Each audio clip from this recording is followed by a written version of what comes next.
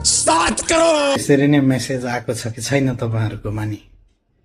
आएको छ भने पनि छैन भने पनि 3 मिनेटको लागि यो भिडियो हेरिदिनु होला है त।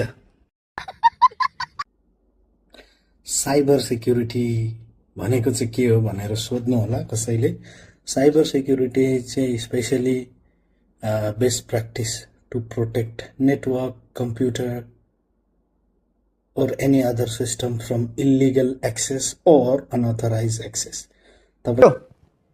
समझ रहे हो आप? तपाईको घरमा या फिर तपाईको अफिसमा एउटा कम्प्युटर छ, त्यसमा धेरै डाटा छ, त्यो डाटा एकदम युजफुल छ अनि त्यो डाटालाई प्रोटेक्ट चाहिँ कसरी गर्ने भन्ने साइबर सिक्युरिटी भनिन्छ। अनि त्यो डाटा यदि मिसयुज भयो भने चाहिँ के इम्प्याक्ट हुन्छ त्यसलाई साइबर सिक्युरिटी रिस्क भनिन्छ। अनि त्यो इम्प्याक्ट, त्यो रिस्कलाई कसरी चाहिँ कम गर्ने भन्नेलाई चाहिँ साइबर सिक्युरिटी मिटिगेसन मेजर्स भनिन्छ। बैंकिङ एप्स जहिले पनि साइबर क्रिमिनल्सहरूले एट्याक गरिरहेको हुन्छ। अर्को भनेको सोशल मिडिया एप्स, जति पनि फेसबुक, युट्युब अनि के अरे त्यो टिकटक त बिर्सेको। अनि सबैले पनि सोशल मिडिया इभन बैंक अकाउन्टमा तपाईहरुले पासवर्ड एकदमै स्ट्रङ लाउनु पर्छ। नर्मल आफ्नो डिटेल्स अभोइड गर्नु होला। कहिले गर्छ 1234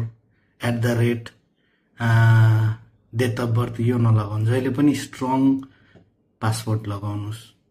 एकदम 2-3 वटा क्यारेक्टर, 2-3 वटा न्यूमरिक, इभन आईटी को उले पनि भन्छ। अर्को कुरा भनेको ओटीपी। नेपालतिर त अहिले झन् स्क्याम भइरहेछ। एउटा कुनै स्क्यामरले कल गर्छन् अनि इंग्लिशमा बोल्दिने। अब इंग्लिशमा आएको रहेछ, ल यो त भ्यालिडै हो भनेर दिदिने के ओटीपी। नेभर, कहिले पनि आफ्नो ओटीपी शेयर गर्नु हुँदैन। डाउनलोड्स अहिले एआई छ, फ्री एप्स, जहिले पनि भ्यालिड र अथेन्टिक वेबसाइट प्ले स्टोरहरुबाट नै एप्स डाउनलोड गर्नु होला। एन्टिभाइरस सफ्टवेयर, तपाईहरु ल्यापटप चलाउनुहुन्छ, केही एउटा राम्रो एन्टिभाइरस सफ्टवेयर लगाउनु होला। त्यो चाहिँ एकदम रिकमेन्डेड। किनभने कोही बेला हामी पब्लिक वाइफाईमा पनि काम गर्नुपर्छ, कोही बेला मेट्रोतिर, कोही बेला अब देश विदेश जहीँ पनि हुनुहुन्छ।